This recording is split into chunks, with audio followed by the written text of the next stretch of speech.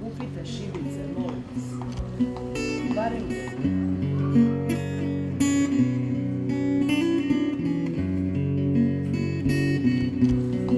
Barem jednu. Kupite šibice. Signorine, kupite šibice.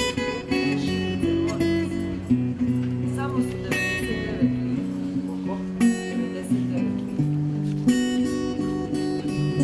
Vam trebaju šibice, kupite šibice.